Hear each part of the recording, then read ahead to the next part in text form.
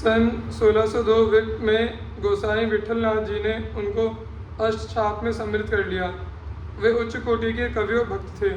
भगवान की लीला गान में उन्हें बड़ा रस मिलता था। एक बार विठलनाथ जी के साथ जन्माष्टमी को वे गोकुल आए। नवनीत प्रिय के सामने उन्होंने पद गान किया। वे पद गाते गाते सुध बुध भूल गए। ताल स्वर का उन्हें कुछ भी पता नहीं रहा। उसी अवस्था में वे गोवर्धन लाए गए। मूर्छा समाप्त होने पर अपनी कुटी में आए। उन्होंने बोलना छोड़ दिया। गोसाई जी ने उनके शरीर पर हाथ फेरा। परमानंद दास ने नयनों में प्रेमाशु भरकर कहा कि प्रेम पात्र तो केवल नंद नंदन है। भक्त तो सुख और दुख दोनों में उन्हीं कृपा के सहारे जीते हैं। सन 1641 विक्त में भाद्रपद कृष्ण नवमी को उन्होंने गोलोक प्राप्त किया। वे उस समय सुरभि कुंड पर ही थे। मध्याह्न का समय था। गोसाई विठलनाथ उनके अंत समय में उपस्थित थे। परमानंद का मन युगल स्वरूप की भांति में संलग्न था। उन्होंने गोसाई जी के सामने निवेदन किया, राधे बैठी तिलक संवारती, राधे बैठी तिलक संवारती, मृग नयनी कुसुमायुध करधरि नंद सुवन को रूप विचारती, दर्पण हाथ सिंगार बनावती, बासर जुगसम टारती, अंतर प्रीति श्याम सुंदर सो हरिसंग केली संभारती, बासर गत रजनी ब्रज आवत, मिलत गोवर्धन प्यारी, परमानंद स्वामी के संग मुदित भई ब्रज नारी। इस प्रकार श्री राधा कृष्ण की रूप सुधा का चिंतन करते हुए उन्होंने अपनी गोलोक यात्रा संपन्न की। श्री केशव भट्ट जी। कश्मीरी की छाप पाप तापनि जगमंडन, दृढ़ हरि भक्ति कुठार आन धर्म बिटप बिहंडन, मथुरा मध्य मलेच्छ बाद करि बरबट जीते, काजी अजित अनेक देख परचय भय भीते, विदित बात संसार सब संत साखी नाहिन दुरी, केशव भट्ट नर मुकुट मणि जिनकी प्रभुता बिस्तरी। श्री केशव भट्ट जी मनुष्य में मुकुटमणि हुए, जिनकी महिमा महामहिमा सारे संसार में फैल गई। आपके नाम के साथ काश्मीरी यह विशेषण अति प्रसिद्ध हो गया था। आप पापों एवं आप रूप लोगों को ताप देने वाले तथा जगत के आभूषण स्वरूप थे। आप परम सुदृढ़ श्री हरि भक्ति रूपी कुठार से पाखंड धर्म रूपी वृक्षों का समूलोच्छेद करने वाले हुए। आपने मथुरापुरी में यवनों के बढ़ते हुए आतंक को देखकर उनसे वाद विवाद कर उन परम उदंड यवनों को बलपूर्वक हराया। अनेकों अजय काजी आपकी सिद्धि का चमत्कार देखकर एकदम भयभीत हो गए। आपका उपर्युक्त सुयश सारे संसार में प्रसिद्ध है। सब संत इसके साक्षी हैं। श्री केशव भट्ट जी के विषय में संक्षिप्त विवरण इस प्रकार है।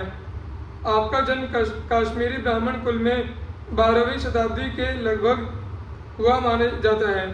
कुछ इतिहास वेत्ताओं का कथन है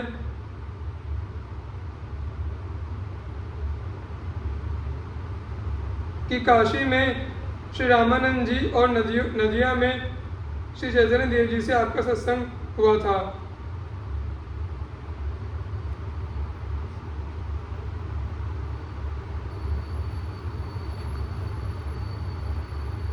एक बार दिग्विजय निमित्त पर्यटन करते हुए आप नवद्वीप में आए।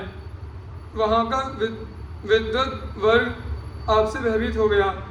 तब श्री कृष्ण चैतन्य महाप्रभु अपने शिष्य वर्ग को साथ लेकर श्री गंगा जी के परम सुखद पुलिन पर जाकर बैठ गए और बालकों को पढ़ाते हुए शास्त्र चर्चा करने लगे।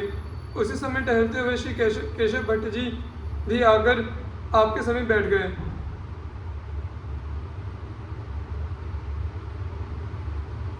तब श्री महाप्रभु जी अत्यंत नम्रता पूर्वक बोले, सारे संसार में आपको सुयश छा रहा है, अतः मेरे मन में यह अभिलाषा हो रही है कि मैं भी आपके श्रीमुख से कुछ शास्त्र संबंधी वार्ता सुनूं।